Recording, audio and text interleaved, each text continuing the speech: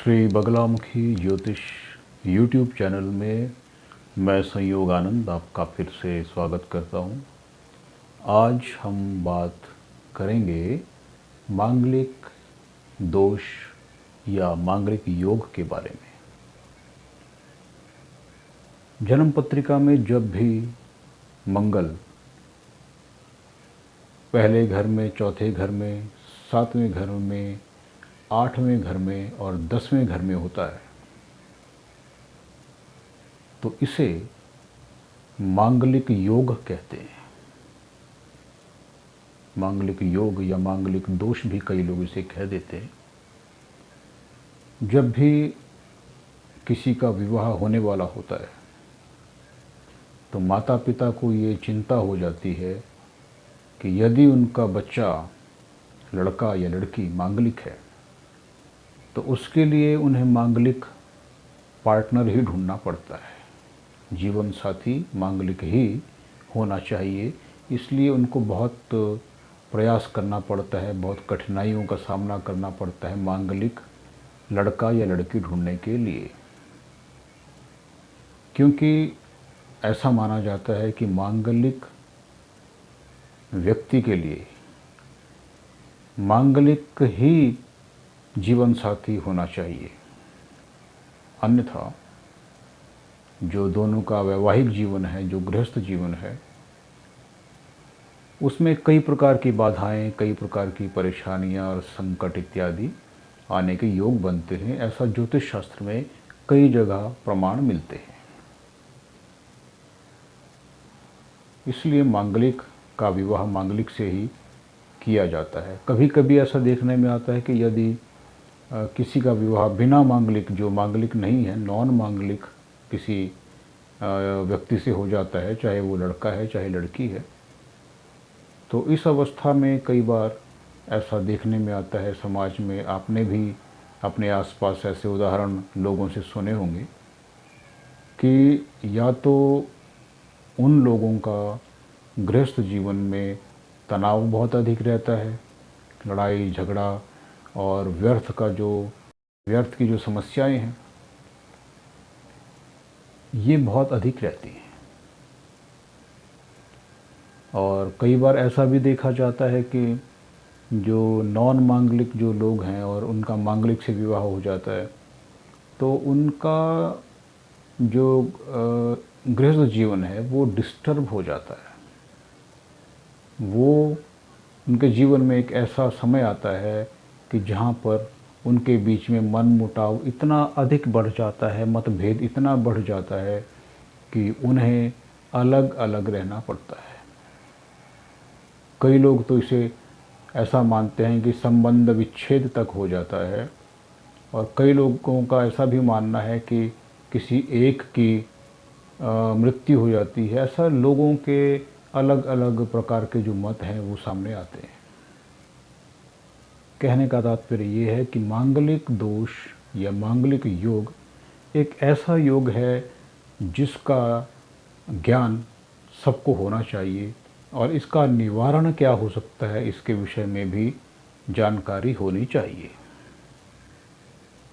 आमतौर पे ऐसा कहा जाता है कि मांगलिक योग जो है वो 27 वर्ष के बाद अपना प्रभाव नहीं देता है, ऐसा लोगों का मानना है। लेकिन जब हम इसे समाज में इसका जो वास्तविक जो उदाहरण देखते हैं तो देखने में आता है कि मांगलिक दोष 27 वर्ष के बाद में भी उतना ही प्रभावशाली रहता है जितना कि वो पहले था। कई लोगों का ऐसा भी मानना है, ज्योतिषाचार्यों का, ज्योतिर्विदों का, कि मंगल को यदि शनि देख रहा हो, सूर्य देख रहा हो, बृहस्पति देख रहा हो तो मांगलिक योग कट जाता है। किंतु ऐसे भी बहुत से उदाहरण हैं जहाँ पर ऐसी ग्रहों की स्थितियाँ बनती हैं, मंगल देख रहा है, बृहस्पति देख रहा है अथवा शनि देख रहा है, लेकिन फिर भी मांगलिक योग जो है वो कट नहीं रहा है, बल्कि गृहस्थ जीवन जो है लोगों का बहुत ज़्यादा डिस्टर्ब चल रहा होता है। उन्हें बहुत परेशानियां झेलनी पड़ती हैं, बहुत प्रकार के तनाव हैं जो उनके जीवन में होते हैं। तो यदि आपकी जन्म पत्रिका में मांगलिक योग है तो आपको विवाह भी ऐसे जीवन साथी से करना चाहिए जो मांगलिक हो। यदि आप बिना मांगलिक अर्थात नॉन मांगलिक व्यक्ति से विवाह करते हैं, अपना जीवन साथी बनाते हैं, तो आपके जीवन में अनेक प्रकार के उपद्रव, अनेक प्रकार की घटनाएं और नकारात्मकता जो है उसकी वृद्धि होने की प्रबल संभावनाएं बनती हैं। ऐसा बहुत से ज्योतिषाचार्यों का और सामान्य जनों का मत है। यदि इसके उपाय के विषय में बात की जाए तो मांगलिक योग के लिए रुद्राभिषेक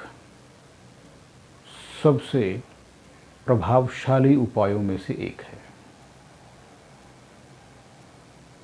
जिस भी व्यक्ति की जन्म पत्रिका में मांगलिक योग बनता है, ऐसे लोगों को भगवान शिव की उपासना करनी चाहिए और भगवान शिव का जल से, दूध, घी, शहद, शक्कर, इन वस्तुओं से भगवान शिव का अभिषेक उनको करना चाहिए, नियमित करना चाहिए। ऐसा करने से जो मांगलिक योग है, मांगलिक दोष है, इसका प्रभाव कम होने लगता है।